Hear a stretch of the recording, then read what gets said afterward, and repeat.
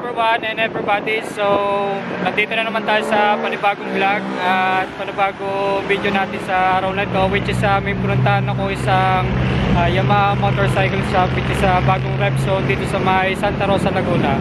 Tapos guys, yung location ng bagong rep zone dito sa Santa Rosa, Laguna ay along National Highway lang dito siya, papuntang SM Santa Rosa, Laguna.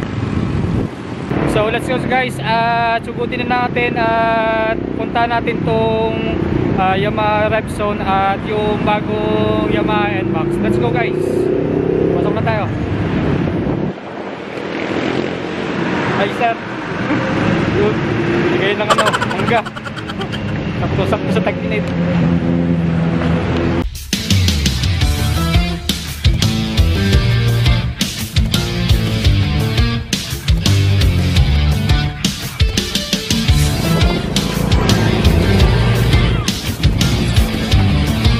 Alright guys, nandito na nga ako sa loob ng bagong Yamaha rep zone na matatagpuan dito sa Santa Rosa, Laguna.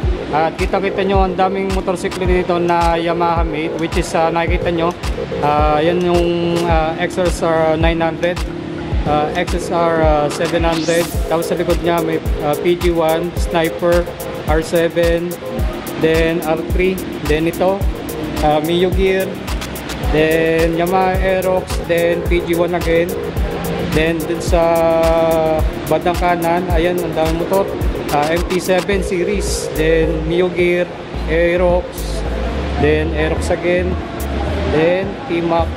Ang daming motorsiklo na makikita dito at talaga namang napaka-amazing na makapunta dito sa lugar na to. Yan, Mio Gear again, Pacho, then Mio I-125, YTX series, saka maraming mga motor dito na makikita.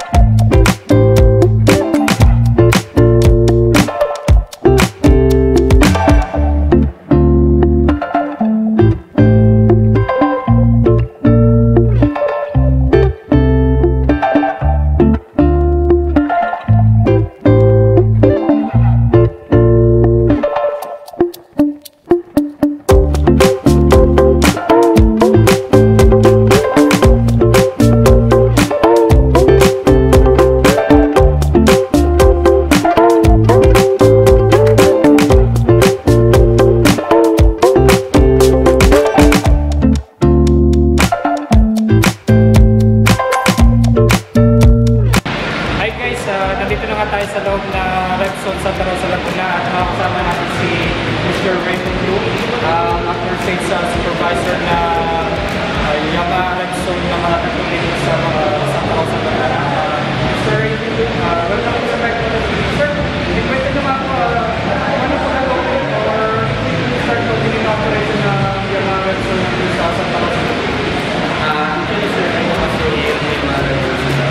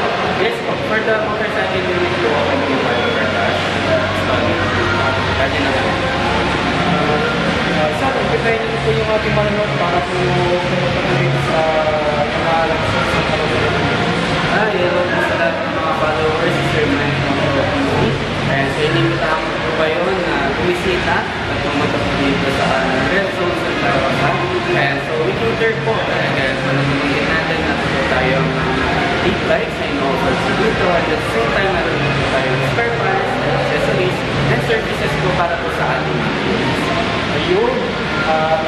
Sir Raymond, maraming salamat po sa pagpapunta at pagpagpita rin niyo sa Yamaha Repsol sa Tarosa. Maraming salamat. Thank you, sir. Thank you.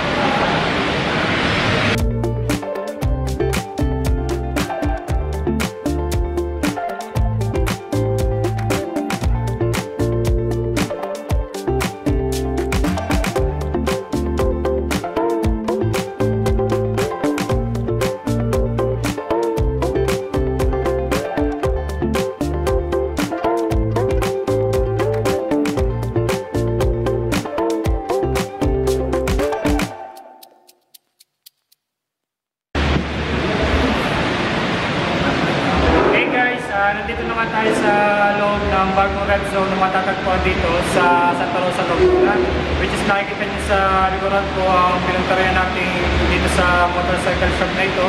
It's ang bagong Yamaha NMAX 155. So let's go guys, at quick review natin itong ganitong klase motorsiklo na gawang Yamaha. Alright everyone, andito na naman tayo sa panibagong vlog at motorcycle review kung saan nga pinuntahan natin ang isang motorcycle dealership store na matatagpuan sa bayan ng Santa Rosa, probinsya ng Laguna, which is Yamaha Repzone, na isa sa bagong Yamaha Repzone store para aktual nating makita at ma-experience ang isa sa pinakabagong motorsiklo na nakikita nyo ngayon sa bidyong ito, which is Yamaha NMAX TechMax 155 na sinasabing meron daw turbo? Well, malalaman natin nga yan later. From its maker, Yamaha Motorcycle Corporation, na alam naman natin na isa sa mga top quality maker of motorcycle in the world, kung saan sila rin ang maker ng iba't ibang kilalang motorsiklo katulad ng R-Series Sports Bikes models, XSR Series Cape Racers models, MT Series Naked Bike models, at marami pang iba. Well, bago nga natin simulan ng matinding pagbibigay ng kaunting information at review about dito sa astig na bagong motorsiklong ito, ay nagpapasalamat po muli ako sa mga bagong subscribers, followers, and supporters ng content at channel na ito. Maraming salamat po sa inyo. Then, kung bago ka lang, napadaan at interesado ka sa mga ganitong content or videos, pakihit naman or pakiclick naman ang subscribe button and notification bell para updated ka palagi sa mga ganitong content or videos. And we have also some social media content like Facebook, TikTok, and Pinterest na pwede mo ring i-follow at i-like para sa updated ka palagi sa mga videos and latest news about sa content na ito. Maraming salamat po sa inyo. Anyway, let's get started na nga para makapagbigay at sharing ng counting information and review about to this kind of new motorcycle, which is Yamaha NMAX TechMax 155. Ang version ng bagong Yamaha NMAX TechMax 155 ay nilaunch lang this March 15, 2025 at sinapubliko and launching with Yamaha Motorcycle Philippines dito sa Pilipinas. Handed over 155 new units to its new owner sa Pasig City, na talaga namang isang great event para sa ganitong bagong motorsiklo at sa mga motorcycle enthusiast. Hindi lang yan, ay marami na nga naging usap-usapan about dito sa bagong motorsiklong ito dahil sa kakaibang feature and specification nito na talaga namang mapapamarites ka na lang talaga. So ito na nga, excited na rin akong ibahagi ang counting information at reviews about dito sa pinakabagong motorsiklo na ito na nakikita nyo ngayon sa bidyong ito, which is Yamaha NMAX TechMax 155. So let's get started! Ang Yamaha NMAX TechMax 155 ay isang klaseng automatikong scooter na motorsiklo na may haba na 1.9 meters, lapad na 740 mm at taas na 1.2 meters. Ground clearance naman niya ay nasa 125 mm, seat height naman niya ay nasa 770 mm at may timbang na 135 kilograms. So sa height natin na 5'5" at timbang na 65 kilograms ay kayang-kaya nating gumamit at mag-drive ng ganitong klaseng motorsiklo. Ang Yamaha NMAX TechMax 155 ay may single cylinder, 4 valves, 4 strokes, naka-single overhead cam, liquid-cooled type of engine. Displacement niya naman ay nasa 155cc. Bore and stroke niya naman ay nasa 58mm by 58.7mm. Compression ratio naman niya ay nasa 11:6:1. Maximum horsepower naman niya ay nasa 11.3 kW at 8,000 RPM. Maximum torque 14.2 Nm at 6,500 RPM. With some lubrication system with 1.10 liters engine oil capacity. Fuel injected type of fuel system with 7.1 liters fuel tank capacity. Ang transmission type naman niya ay B-belt automatic with YECBT or Yamaha Electric Continuously Variable Transmission, kung saan ito na nga ang tinatawag nilang turbo sa motorsiklong ito. At isa sa pinaka-latest technology ni Yamaha sa mga bagong modelo ng motorsiklo nila. Consist ito ng various parts like the CVT or Continuously Variable Transmission, which is the main responsible to provide powerful acceleration movement sa motorsiklong ito. At ang Transmission Control Unit or TCU, which is ang means responsible to control the movement ng CVT.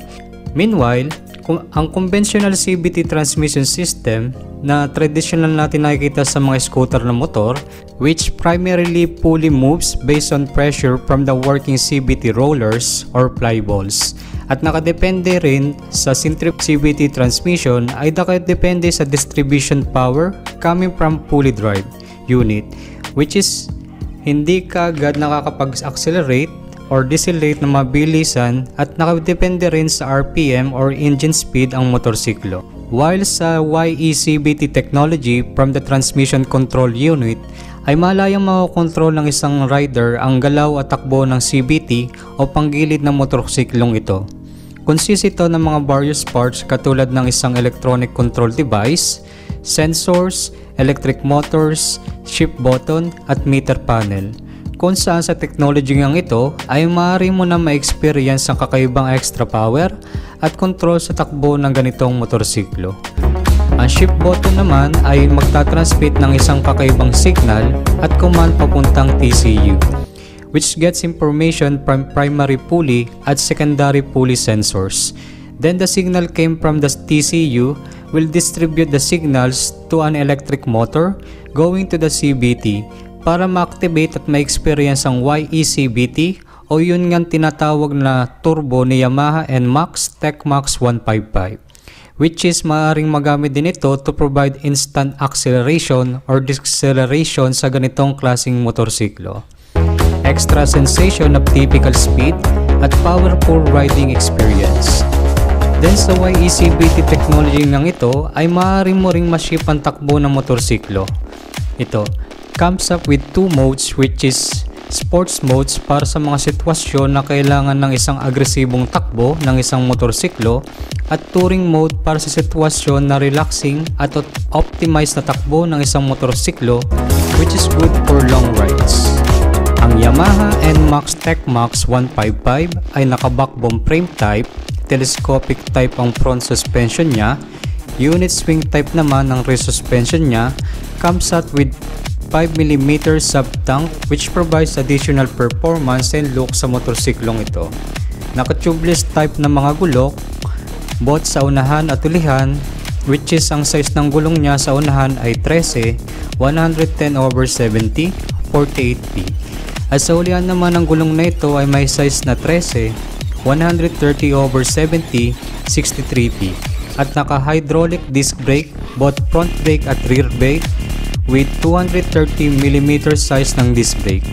At isama pa nga dyan ang dual ABS system, both front brake and rear brake, na makakatulong na at makakapagbigay extra safety sa isang rider habang ginagamit ang ganitong klaseng motorsiklo, na mas pinalakas at in-improve pa nila ang performance ng mga gulong nito with TCS or Traction Control System, kung saan sa technology ito ay makakatulong upang magkaroon ng more stabilized riding performance even in any situation and road condition, lalo na sa mga ganitong klaseng motorsiklo na isang turbocharged type of engine.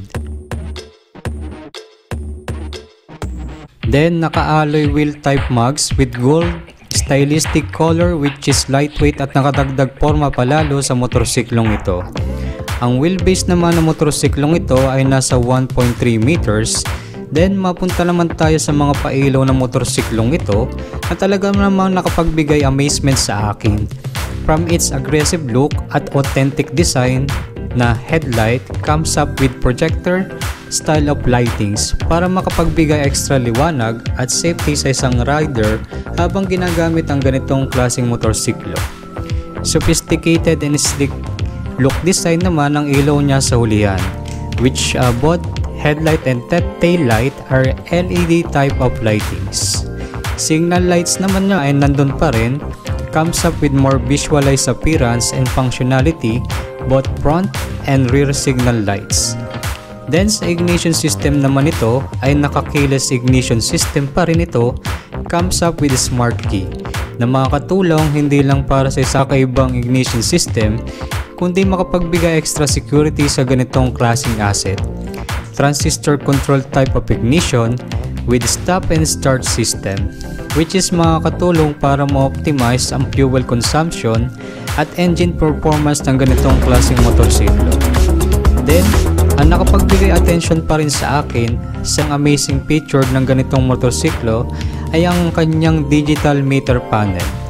Comes up with very different visualization ng aktibidad ng motorsiklong ito. From showing the speedometers, mileage, fuel gauge, ABS and TCS indication, lightings indication, at nga yun ng pinaka-astig dito ay ang TFT display panel nito kung saan makikita ang activation, performance at functionality ng YECVT. Idagdag pa dito ang functionality as navigation system kung saan sa 4.2-inch display na ito ay pwede ka na nga mag-search ng any location using this feature via Garmin Street Cross na perfect during touring at mga long rides. Then mapunta naman tayo sa upuan ng motorsiklong ito ay talaga namang very spacious at very relaxing type of seat. Comes up with maxi seat with ergonomic design ito na siguradong very relaxing ang pagkakaupo ng isang rider habang ginagamit ang ganitong motorsiklo, especially during long ride, with amazing texture and gold stitching sa upuan nito. Then, sa ilalim naman ng upuan nito ay makikita ang very spacious compartment with unique design which has 25 liters storage capacity. Meron din siyang amazing na mga side pockets which comes up also an electric 12-volt socket port which is good as alternative way to charge smart devices like mobile phone or other gadgets. Then mapunta naman tayo sa pairing sa motorsiklo na ito which is mapapawaw ka na lang talaga. Na sana magkaroon din tayo ng ganitong klaseng motor, comes up with its modern look at stylistic design which has glossy finishing touches which is available also from different colors like black and magma red. Then equipped pa rin nga ito ng bagong technology ni Yamaha which is Yamaha Y-Connect, which is maaari mo nang makonect itong motorsiklong ito directly sa mga smartphones. I-download lang ang Y-Connect app sa mobile phone. Ang Yamaha TechMax 155 ay available na nga sa mga leading dealership store with suggested retail price of 175,900 pesos na available for cash and installments. Alright everyone, kung meron pa kayong ibang detalye, information, komento, or suggestion about dito sa klaseng motorsiklo na ito which is Yamaha NMAX TechMax 155, pakalagay na lang sa comment section ng video ito. Maraming salamat po sa inyo.